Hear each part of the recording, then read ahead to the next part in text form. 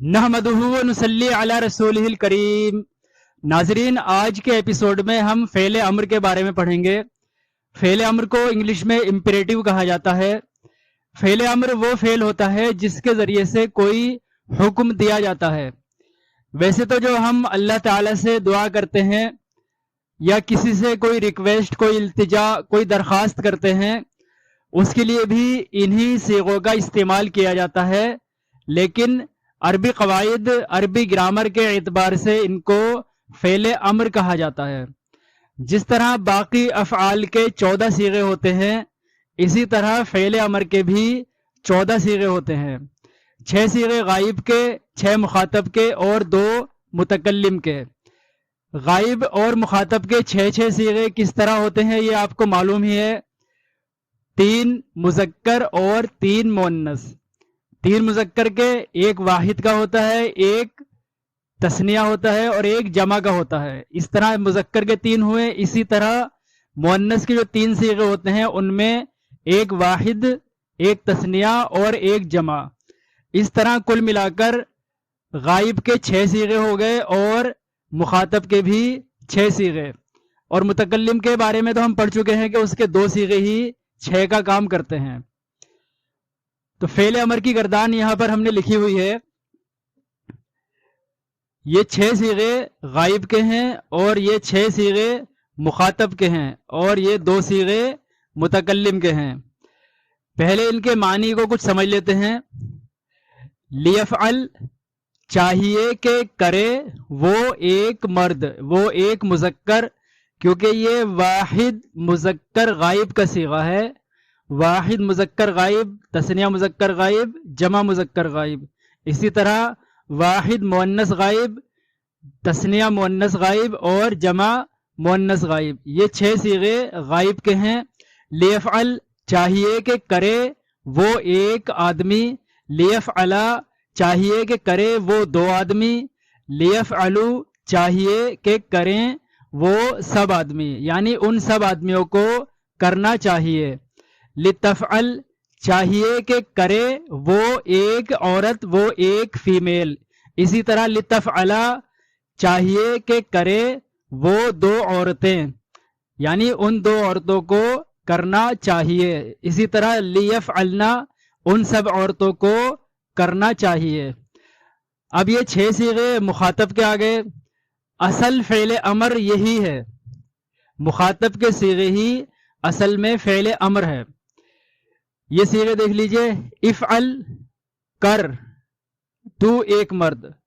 افعل کے معنی ہوتے ہیں کر یا کرو، واحد مذکر مخاطب کے لیے آتا ہے۔ افعل، جب ایک مذکر، ایک میل، ایک آدمی سامنے موجود ہے، اس سے کہا جائے گا تو افعل پہلا صیغہ آئے گا، واحد مذکر مخاطب کا، فعل امر کا پہلا صیغہ آئے گا۔ اگر 2 لوگ سامنے موجود ہیں، 2 لوگ مخاطب ہیں، ان سے کہا جائے گا تو افعلا، افعل کرو تم ایک آدمی، افعلا کرو تم 2 آدمی۔ افعلو، یعنی بہت سارے لوگ اگر موجود ہیں، ان کے لیے اگر بولا جائے گا تو جمع مذکر مخاطب کا فعل امر کا صیغہ آئے گا۔ اسی طرح افعلی، کرو تم ایک عورت، افعلا کرو تم 2 عورتیں، افعلنا کرو تم سب عورتیں۔ لافعل، لافعل واحد متکلم کا صیغہ ہے، چاہیے کہ کروں میں، یعنی مذکر اور مؤنث دونوں کے لیے آتا ہے، آپ جانتے ہی ہیں۔ لافعل، چاہیے کہ کروں میں، ایک مرد یا ایک عورت دونوں کے لیے آتا ہے، یا مجھے کرنا چاہیے۔ لنفعل، چاہیے کہ کریں ہم، یعنی ہم 2 مرد یا 2 عورتیں یا سب مرد یا سب عورتیں۔ یہ واحد متکلم کا صیغہ ہے اور یہ تثنیہ اور جمع متکلم کا صیغہ ہے۔ جب ہم فعل ماضی اور فعل مضارع پڑھ رہے تھے تو اس میں یہ بتایا گیا تھا کہ فعل ماضی بھی 3 وزن پر آتا ہے اور فعل مضارع بھی 3 ہی وزن پر آتا ہے۔ اسی طرح فعل امر کے بھی 3 وزن ہوتے ہیں۔ فعل ماضی کے بارے میں ہم نے پڑھا تھا کہ فعل،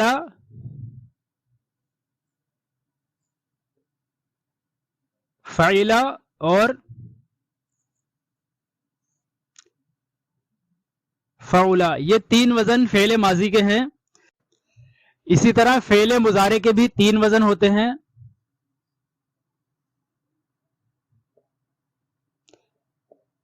یفعلو،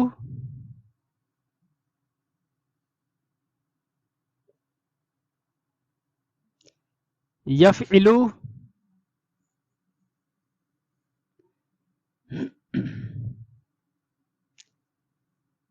اور یفعلو.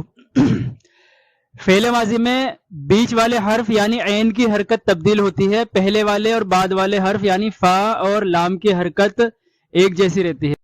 اسی طرح فعل مضارع میں بھی عین کی حرکت تبدیل ہو رہی ہے، یعنی کسی بھی فعل کی جب گردان کی جائے گی فعل مضارع کی، اس میں عین کے مقام پر جو حرف آئے گا اس کی حرکت تبدیل ہوگی، باقی تینوں حروف کی حرکت ایک جیسی ہی رہے گی. اسی طرح فعل امر کے بھی 3 وزن ہوتے ہیں. جو فعل مضارع میں یفعلو کے وزن پر آئے گا اس سے فعل امر آئے گا افعل کے وزن پر. جیسا کہ یہاں آپ دیکھ رہے ہیں، جو فعل مضارع میں یفعلو کے وزن پر آئے گا اس کا فعل امر افعل کے وزن پر آئے گا. جو یفعلو کے وزن پر آئے گا اس کا فعل امر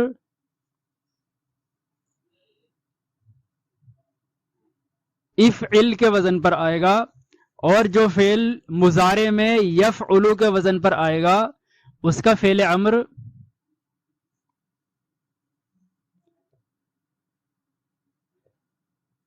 افعل کے وزن پر آئے گا. اس طرح سے فعل ماضی کے 3 وزن، فعل مضارع کے 3 وزن، اور اسی طرح فعل امر کے بھی 3 وزن ہو گئے. جس کا مضارع یفعلو کے وزن پر آئے گا اس سے فعل امر افعل کے وزن پر آئے گا، یعنی عین کے اوپر زبر آئے گا. اور جس کا مضارع یفعلو کے وزن پر آئے گا اس سے فعل امر افعل کے وزن پر آئے گا، یعنی عین کے نیچے زیر آئے گا. اور جس کا مضارع یفعلو کے وزن پر آئے گا اس سے فعل امر آئے گا افعل کے وزن پر.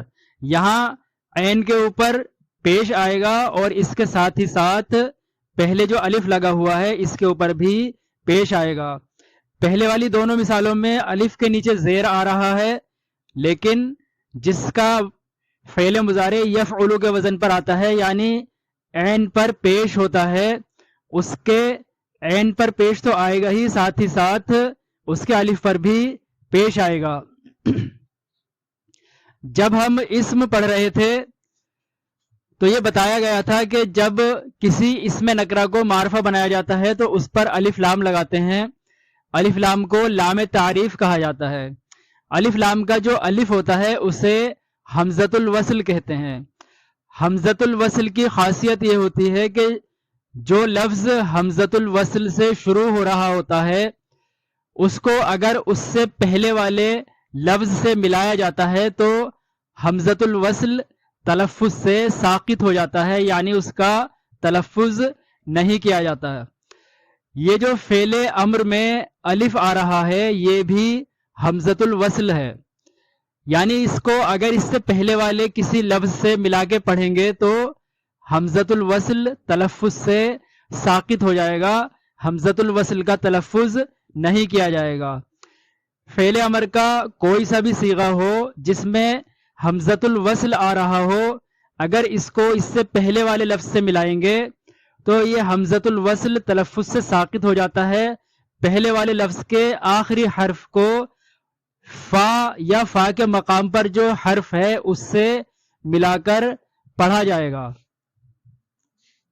فعل امر کی کچھ مثالیں دیکھ لیجئے. یہ ساری مثالیں قرآن کریم سے ہیں. پہلی مثال ہے رب اجعل ھذا بلدن آمنا.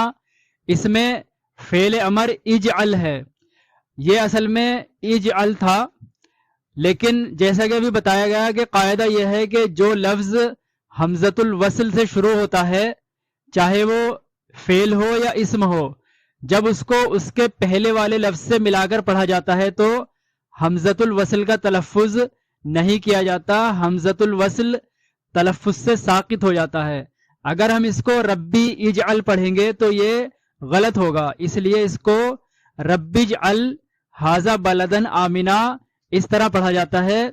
یعنی حمزۃ الوصل والے لفظ سے پہلے والے لفظ کے آخری حرف کو حمزۃ الوصل کے بعد والے حرف سے ملا کر پڑھا جاتا ہے، جیسا کہ اس میں با کو جیم سے ملا کر پڑھا جا رہا ہے. رب اجعل ھذا بلدن آمنا، اے میرے رب اس شہر کو امن والا بنا دیجئے. یہ واحد مذکر مخاطب کا صیغہ ہے.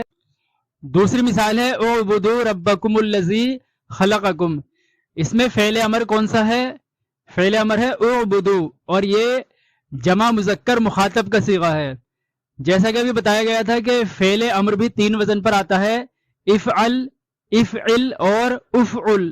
یہ تیسرا والا ہے، افعل والا وزن ہے یہ، اور یہ جمع مذکر مخاطب کا صیغہ ہے.